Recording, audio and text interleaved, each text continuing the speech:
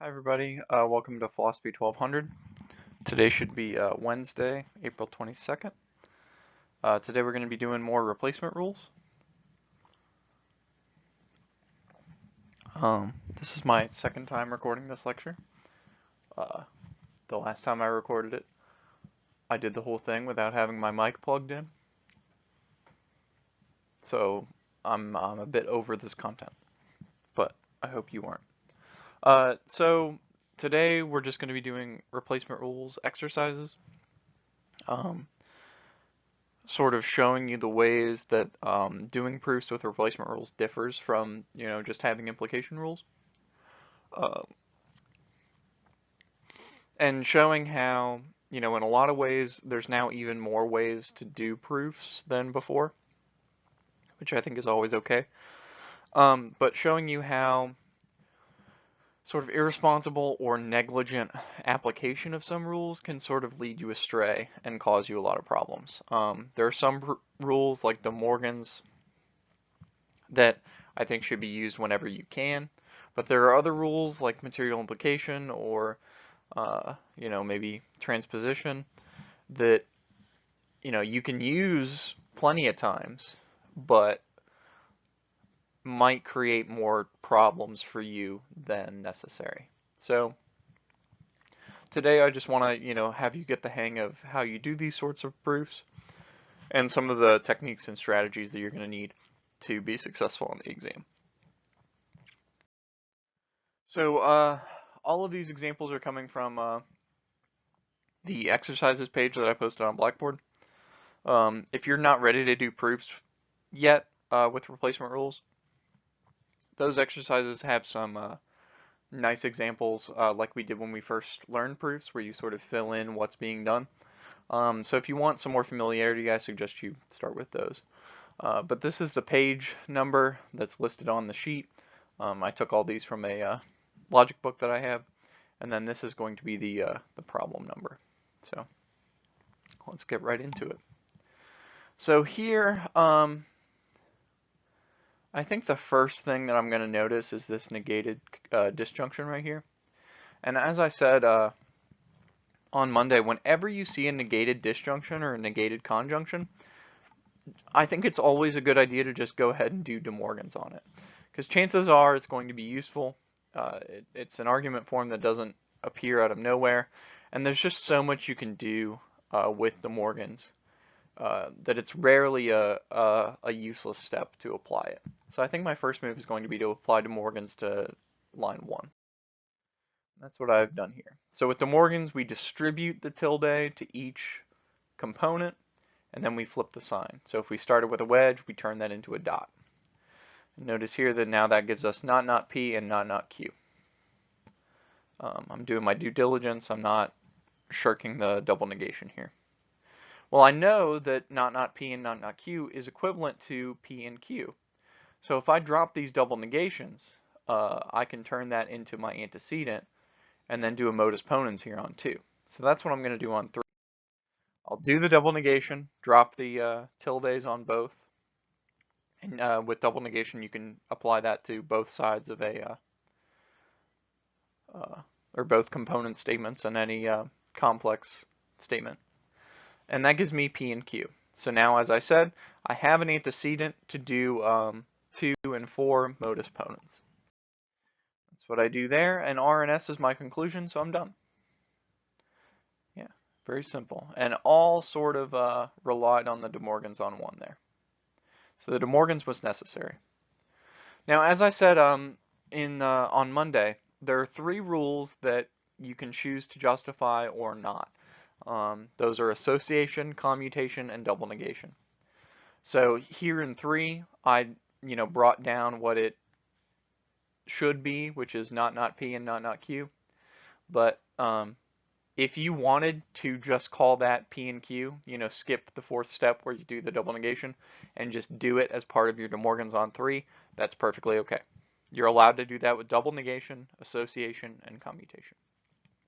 If you don't want to do that, if you think that's complicated, then ignore everything I just said. But if you're getting the hang of this and you want to cut out those steps, feel free to do so. All right. So for this one, as you can see, I had to bring in my replacement rules because I wasn't always sure what to do. Very handy and useful to have these replacement rules with you. So, I think the first thing I see is this tricky weirdo argument form here. That's not very common. And if I look at my rule sheet, I see that it looks near exactly like the distribution rule. So when you should never think about doing distribution off the rip, but only when you see something that looks like it. So a form like this, it's just not that common. So chances are, and again, we should think of these proofs as like puzzles. And a good puzzle maker, will hide the solution in the puzzle. But they can only hide it so well. So if we see something like this, I think we should just go ahead and distribute it just to see what we might get out of it. So by my looking at it, that would give us S or P and Q. Yeah. So what does that do for us? Well, we have S or P and Q. We worked on 3, so I'm going to cross that out. The crossing out method is a bit less useful in the replacement rules because you could always come back, or you may have used a replacement rule that wasn't super useful. But for this, it might be helpful. Sorry.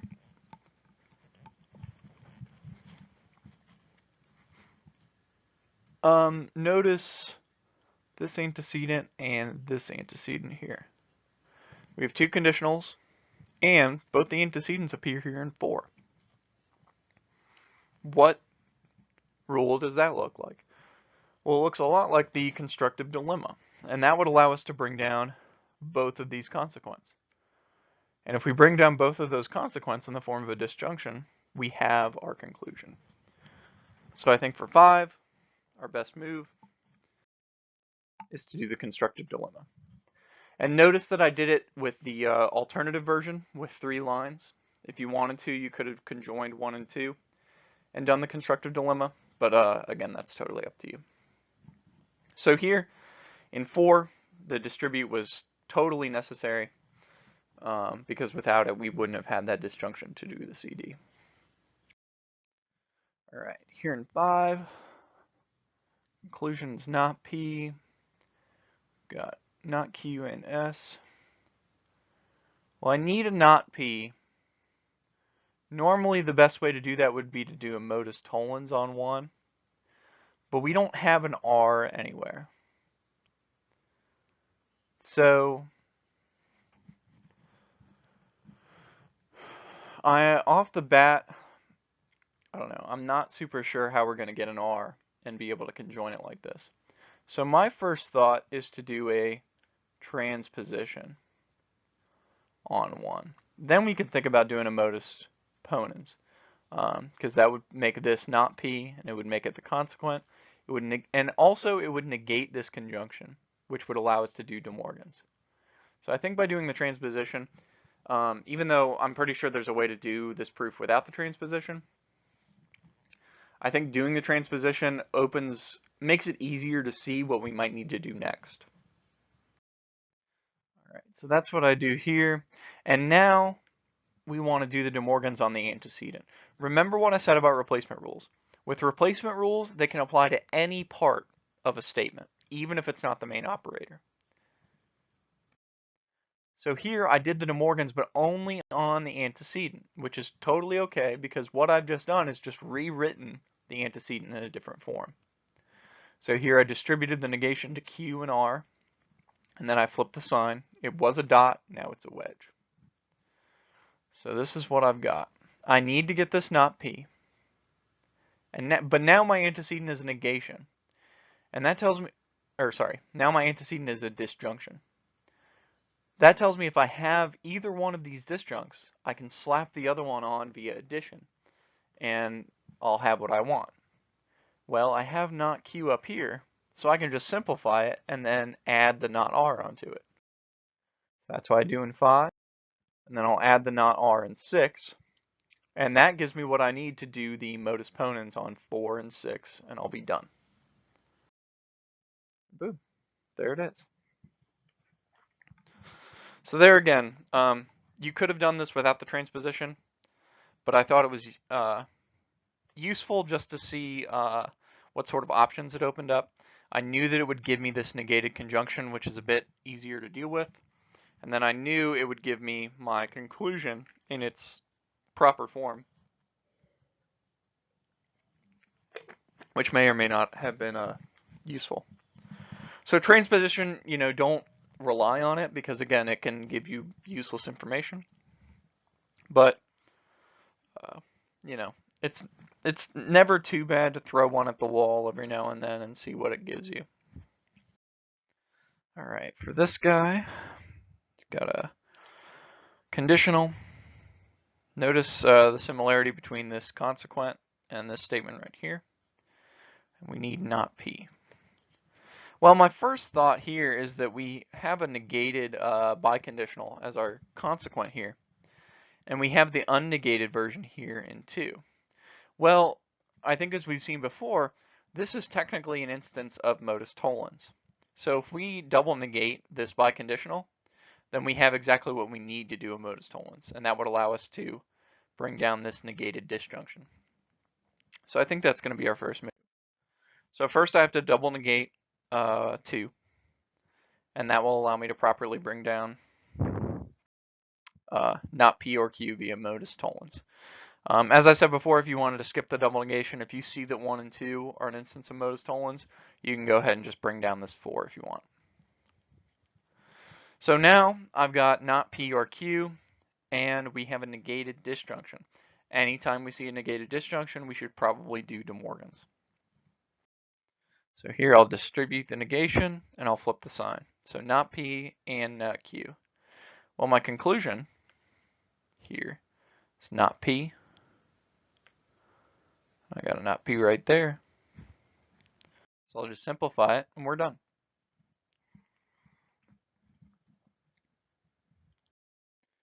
All right, this one.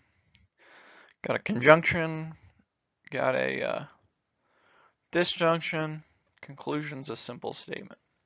Well, normally I would simplify 1, but let's look at this. We have a conjunction where both conjuncts are conditionals. Well, where else does that appear? That only ever appears in the form of a constructive dilemma. So let's see if we can do that. Well, we've got, there are antecedents, and look at that, both of our antecedents appear as our disjuncts. So that tells us we can bring down the consequence in another disjunction. So that's what I do here in 3. I've brought down both consequence in the form of a disjunction. But now look at this guy. I don't really know what to do with this guy on the face of it, but if you'll notice, it looks a hell of a lot like this form of distribution. So what I'm going to do is I'm going to try to create that form and then do a distribution on it. And that'll create a conjunction that hopefully will lead me to the promised land. But before I can do that, I notice that I have to switch these two. Because for the distribution form, we need our P's and Q's to be in the right place. So if M comes first over here, M needs to come first over here. So I'll do a, what's that, commutation? Yeah, so I do the commutation here on 4 just to get my M's in the right place. Now I'll do the distribution. So here, M will go on the outside, then will be a conjunction, and then L or Q is going to be our other conjunct. Oops. I'm doing this on my laptop, and the arrow keys are shoddy. So we just skipped ahead a little bit. So here in 5, I did the distribution like I said, and that sort of gives us everything we need because we have this M all alone by itself in a conjunction. And that just allows us to simplify in our last move, and that gives us our conclusion. So here the distribution was totally necessary, but could only really be gotten by this constructive dilemma. All right. So here we've got a complex disjunction here. I think the first move, just because nothing is sort of striking out at me, is just to simplify 2. So that gives us a bit more room. Now we can do modus ponens on 1 and 4 and bring down that conjunction. Now what? Well, we need this biconditional, and it exists right here, but in order to get it, we'd need L in order to do modus ponens. Well, I don't see an L anywhere in the proof other than there, so I'm not sure how we can get it. Well, if we look, we don't even really have to deal with that because we already have our first disjunct there, and we need to create a disjunction in order to finish the proof. Well, we can just slap on the biconditional via addition, which we do here in 7. And boom, we're done. So notice that this one in 8 didn't require any replacement rules, and that's perfectly okay. Just because we've introduced all these rules doesn't mean you have to use them every time. And again, because proofs, because we have so many rules, there are going to be multiple ways to do these proofs. And that doesn't necessarily mean that you'll have to use the replacement rules at all. Yeah, it's an important lesson. Try not to overthink these guys. You know, just because you didn't use a replacement rule doesn't mean you did it wrong. All right. Here we need not T. Got a not T right here. So my first thought, because I see a negated conjunction, is to do De Morgan's on 1. And that gives you not P or not Q. Distribute the negation, flip the sign. Well, now, since we have that, that gives us our antecedent for 2, so we can bring down this guy via modus ponens. All right. Now we got a conjunction, so let's simplify it. Now what? Oh, we worked on that, worked on that, worked on that, worked on that. What can we do with 3? Well, if we can get this antecedent, we can bring down our conclusion. So I think if we just add a not Q to 6, we'll be done. So that's what we do here. And then that'll allow us to do modus ponens for our last move. And boom. Cool. Yeah. And again, De Morgan's was absolutely necessary here. And it's always a good idea to just do it whenever you see it. All right, number 10. So we got 2 conditionals, disjunctions, our conclusion. We got a conjunction up here. So our first move could be to simplify this, but notice that these 2 conditionals have the S and L in common. So let's go ahead and slap those together via hypothetical syllogism. So now we got either P or R, then either R or S. So now let's go ahead and simplify. And notice that I only brought down the P. I did that because there's no other Q in this argument at all. So it's probably not going to be all that helpful. And notice too that our conclusion's right here. It's also right here. So if I can create this disjunction, I'm done. Well, I have one of the parts, so as we've seen before, I can just slap the other one on there and be done.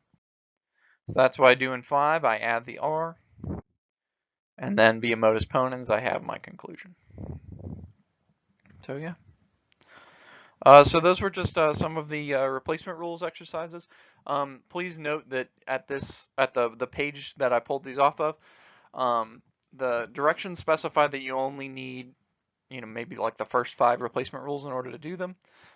So the ones we do on Friday will, might require all of them. But that's not to say you can't, use some of the later replacement rules on these. I think a great way to get your attendance grade for the week is to try to figure out what different ways you can do these proofs. I'm always curious to see how other people do them and what sorts of things that they see that I didn't necessarily see. So I think that would be definitely good practice. All right, so for our final thing today, I wanted to do one translation proof because they're not going anywhere. And this one is kind of difficult, but we'll get through it. All right, if you do not change the oil in your car regularly, then if you take your car in for required maintenance, then any car repairs will be covered by the warranty. And it is not the case that if you did not take your car in for required maintenance, then any car repairs are covered by the warranty. Therefore, you did not change the oil, therefore you did change the oil in your car regularly. All right, so the difficult thing about this guy is that the only premise is one big long statement, but that should not necessarily dissuade us. So, what I think we should do, especially when these are so long and complicated, is just go through it and put down the symbols as they appear. We'll worry about the parentheses later. So, if you do not change the oil in your car regularly, so that would be not O, then if, so then means I'm going to do a horseshoe. Then if you take your car in for required maintenance, then any car repairs will be covered by the warranty. So W. And it is not the case that if you did take your car in for required maintenance, then any car repairs are covered by the warranty. Okay. So that's what I've got. I'm going to need a lot of parentheses here, but now that I've got this on paper, I can play with the parentheses as I want. And again, whatever translation I have has to be valid, because if it's not valid, I can't prove it. And therefore, if it's not valid, then it's wrong. So if you want, if you do your parentheses, if you want to check it, do a short truth table and try to see if you can make the conclusion false with the premises true. Sorry, the premise true. If you can do that, then it's invalid, and try a different translation. The nice thing about replacement rules is that they give us even more ways to prove arguments. So even if you translate a problem wrong, so long as it's still valid, there's a good chance that you'll still be able to prove it, which is great. So, you know, maybe you'll lose a couple points on the translation, but you'll get perfect points for the proof. That's perfectly okay. So now let's think about where to put our parentheses here. Well, I think that the conjunction is the main operator. And why do I think that? I think it's because both of these statements can stand alone as premises. So, you know, this conditional right here doesn't need this chain of conditionals at all in order to make sense by itself. We could separate it off. We could simplify it and it would still stand by itself. So that's what tells me that that's the main operator. So I'm inclined to put parentheses around this guy. But let's notice this negation. Is this negation the negation of M, or is it the negation of the whole conditional? So let's read it again. It is not the case that if you did take your car in for required maintenance, then any car repairs are covered by the warranty. It is not the case that if. That tells me that the negation comes first and is negating the entire conditional. If we switch those two operators, so if it was if it is not the case that you took your car in for required maintenance, that would tell me that the negation would be just on the M. But because it says it is not the case that if, that tells me that the entire conditional is negated. Chances are that would have a big deal to do with the truth value. So it's important that we be able to catch that. All right, so we've got our set of parentheses here. We can have a conjunction and a negation sitting by each other like that. That's okay, as long as the negation is applying to something. So we're going to need two sets over here. And I think one set goes here. Why? Because this whole chain of conditionals is dependent upon you not changing the oil in your car regularly. If you don't change the oil in your car regularly, if you do change your oil regularly, then it doesn't matter that you take your car in for required maintenance and the warranty. Like, none of that will matter if you change your oil regularly. So that tells me that our first set is going to go there, but we need one more set just to clarify whether this conditional is the main operator or the conjunction. As I've said, it's the conjunction, so I'm going to slap one more set of parentheses around there. And yeah, I think that's a solid translation.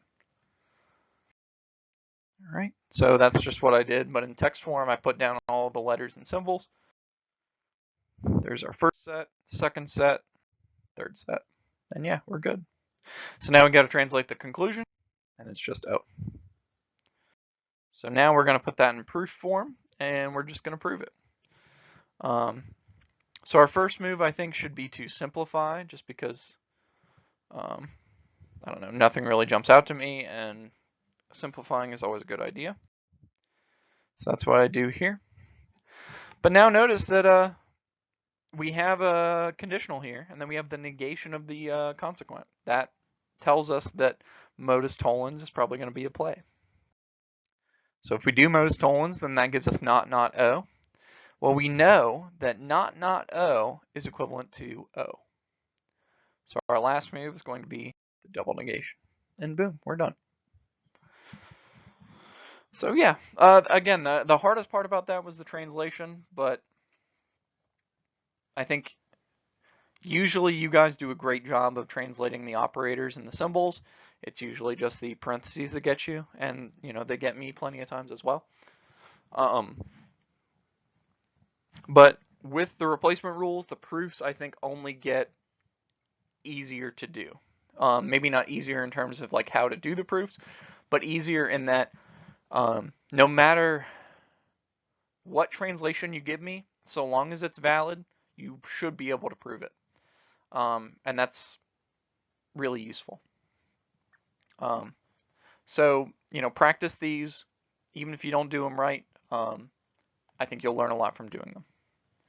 So that's it for today on Wednesday. On Friday, our last class of the semester, we're just going to be doing more of these. And I'll probably start to outline some of what will be on the exam and sort of expectations for the exam. As of now, I can confirm that you'll have all day to do the exam like you did last time. I think that's really, I don't know, more amenable to your schedules. And yeah, more information will come out probably on Friday. So don't forget to take the extra credit quiz, take the extra credit attendance assignment if you want, and then post in the discussion board, get those attendance grades. So other than that, I'll see you on Friday, and I pray that this actually recorded this time. So I'll see you.